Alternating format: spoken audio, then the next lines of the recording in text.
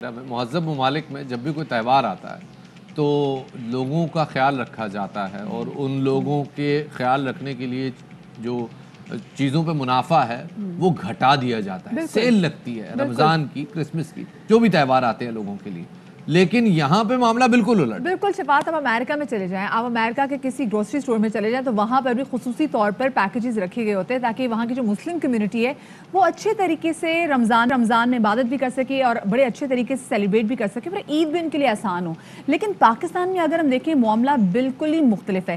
جیسے ہی رمضان آتا ہے اس سے پہلے ہی اشیاء خورنوش کی قیمتوں میں اضافہ ہو جاتا ہے. چینی مافیا کی تو ہم آج بات کریں گے، لیکن شفاعت جو ہم ریڑھی والے کوئی دیکھ لیں جس نے ایک کھجور کی ریڑھی لگائی ہوئی، جس نے پھلوں کی ریڑھی لگائی ہوئی، جس نے سبزی کی ریڑھی لگائی ہوئی ہے، ان کی بھی چاندی ہو جاتی ہے.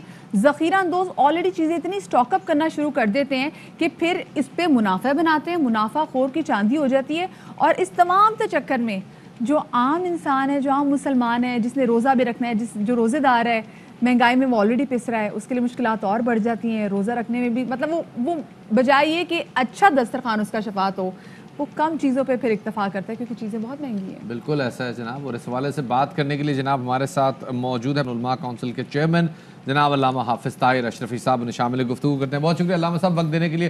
علامہ صاحب پہلے تو یہ بتائیے گا یہ کیا رجحان ہے کہ اس وطن عزیز میں جب بھی کوئی تہوار آتا ہے، رمضان المبارک آتا ہے، عید کی خریداری آتی ہے، عید الاضحیٰ آتی ہے، وہ چیز جس کی سب سے زیادہ ضرورت ہوتی ہے عام انسان کو وہ مہنگی ہو جاتی ہے.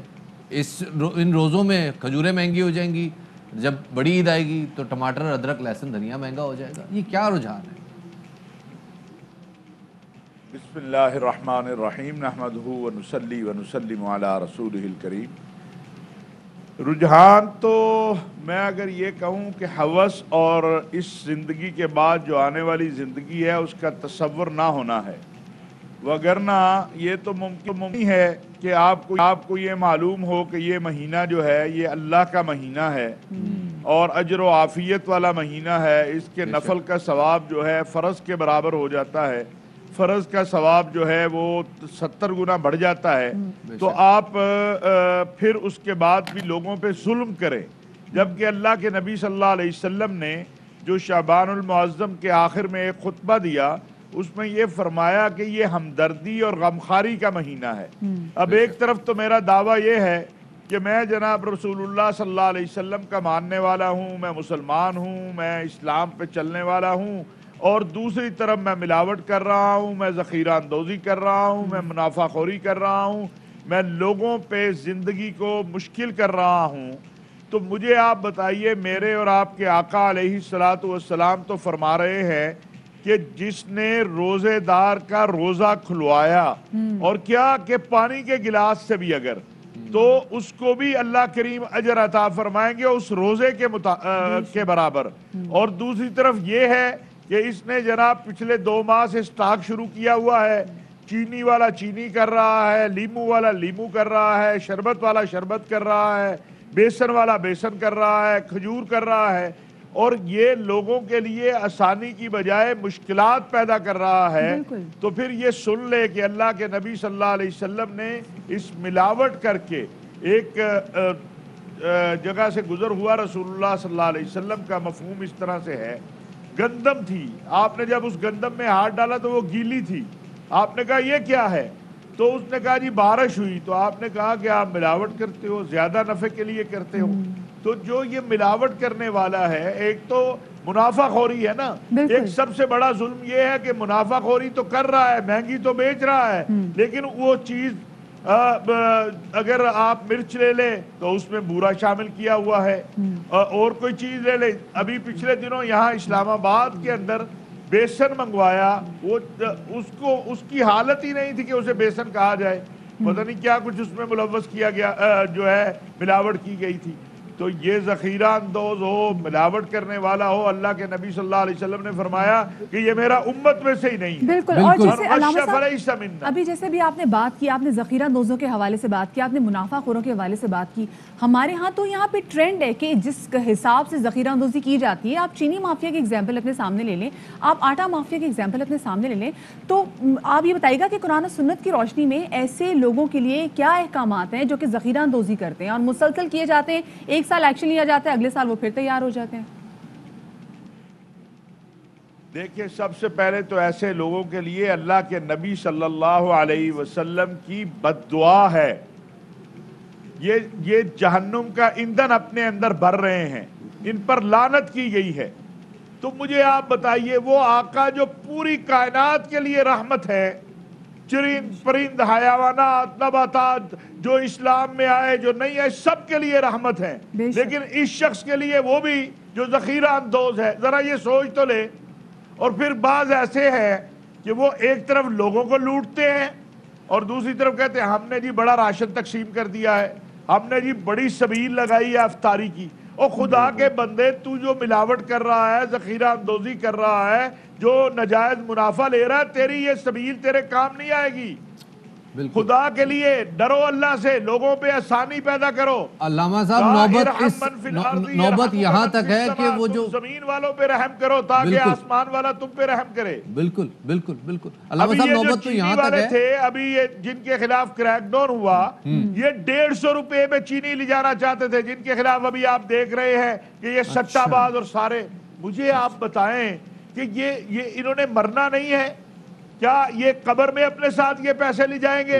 اگر تو ان کو گارنٹی ہے کہ قبر میں یہ پیسہ ان کے لیے نور بن جائے گا تو پھر یہ لوٹ لے لوگوں کو. قبر میں یہ بچھو بن کے آئے گا یہ پیسہ, اور نور کیا بنے گا؟ جس نے کسی کا روزہ کھلوایا, تلاوت قرآن کریم کی, لوگوں کے لیے آسانی کی. میں نے جیسے عرض کیا, فرمایا ارحم من فی الارض یرحمک من فی السماء, تم زمین والوں پہ رحم کرو تاکہ آسمان والا تم پہ رحم کرے.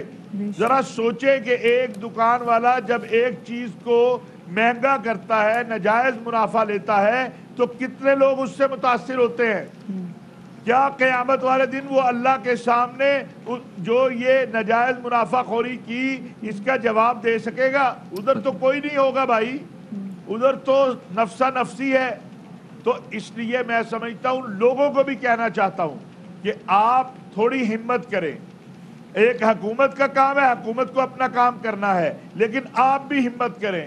کوئی ناجائز جو ریٹ روز نکلتے ہیں, ناجائز منافع لیتا ہے, اس کی شکایت کرنے جائے.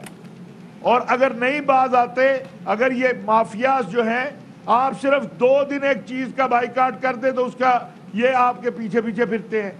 ہمیں ایک قوم بن کے آگے بڑھنا ہے. بالکل. میں آسٹریا ویانا ایک جگہ ہے, آسٹریا ایک چھوٹا سا ملک ہے, وہاں گیا تھا ایک مرتبہ. تو انہوں نے کہا جی اگر آپ نے رمضان کی خریداری کرنی ہے تو آپ دائیں طرف چلے جائیں, ویسے عام خریداری کرنی ہے تو ادھر. تو جو ہمارے دوست تھے انہوں نے کہا نہیں ہم نے تو عام خریداری کرنی ہے. تو میں نے کہا یہ کیا ہے؟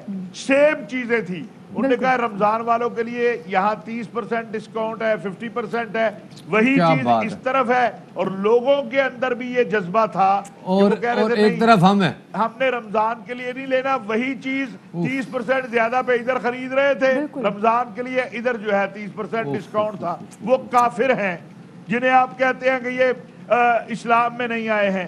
لیکن ابھی کچھ جگہوں پہ میں نے تصویریں دیکھی کہ برطانیہ میں, آسٹریلیا میں بڑے بڑے سٹوروں کے اندر بالکل جی بڑے بڑے سٹال لگ گئے ہیں. لیکن وہ تمام ان ذخیرہ اندوزوں کو کہنا چاہوں گا, سنا آپ نے یہ لیے وہ الفاظ ہیں, وہ کلمات ہیں جو کہ مولانا صاحب نے ہم تک پہنچائے ہیں. یہ کلمات جس ہستی سے منسوب ہیں وہ ہستی رحمت للعالمین ہے. وہ ہستی کی رحمت پوری کائنات کو اپنے احاطے میں لیے ہوئے ہیں, لیکن آپ اس رحمت کے احاطے میں نہیں آتے, اس رحمت کے دامن میں نہیں آتے. بہت بہت شکریہ جی. علامہ طاہر اشرفی صاحب ہمارے ساتھ موجود تھے اور ایک ایسی بات کر دی, یقین کریں کہ ہر جملے پہ جھرجھری تھی. شفاعت آپ یہ دیکھیں کہ ابھی آپ دیکھیں گے کہ انشاءاللہ ابھی جب رمضان شروع ہوگا نا, اس کے باوجود ہم جو مرضی کہہ دیں, یہی مسلمان, یہی ہمارے بھائی جو ہیں, یہ ہر چیز کی قیمت جو ہے وہ بڑھائیں گے. پھل, مطلب عام دنوں میں لوگ اتنے پھل نہیں کھاتے, لوگوں کو ہوتا ہے کہ جی رمضان آئیں گے ہم فروٹ چاٹ بنائیں گے, پھل مہنگے ہو جائیں گے, کھجوریں مہنگی ہو جائیں گی. وہ تمام تر چیزیں جو کہ ایک روزہ دار انجوائے کرتا ہے افطار کے وقت, چینی شربت بنائے گا میٹھا, وہ سب چیزیں مہنگی ہو جائیں گی. تو آپ لوگ اب خود دیکھ لیجیے علامہ صاحب نے کیا بولا کہ کس طریقے سے مطلب رسول پاک نے اور قرآن و سنت میں بھی دیکھا جائے کہ سختی سے ممانعت کی گئی ہے اور خدا کی طرف سے لعنت بھیجی گئی ہے ایسے تمام تر لوگوں پر جو کہ منافع خوری کی وجہ سے ذخیرہ اندوزی کرتے ہیں, جو چیزوں میں ملاوٹ کرتے ہیں, اور جو اپنے دوسرے مسلمان بھائی کا خیال نہ رکھتے ہوئے اس کے لیے چیزیں اتنی مہنگی کر دے کہ اس کے لیے چیزیں اور رمضان میں مشکلات بڑھ سکیں. بہت عجیب و غریب بات ہے یار. میں سمجھ میں ابھی دیکھنا, آپ جب آپ یہ کچرے کے ڈھیروں پہ جائیں گے نا رمضان میں, آپ کو فروٹ کی ریڑیاں خالی ہوتی ہوئی ملیں گی وہاں پہ. وہ کچرے کے ڈھیر میں گرانے پہ راضی ہوں گے لیکن سستا نہیں عوام دیں کو گے، سستا نہیں سستا بیچیں نہیں دیں گے۔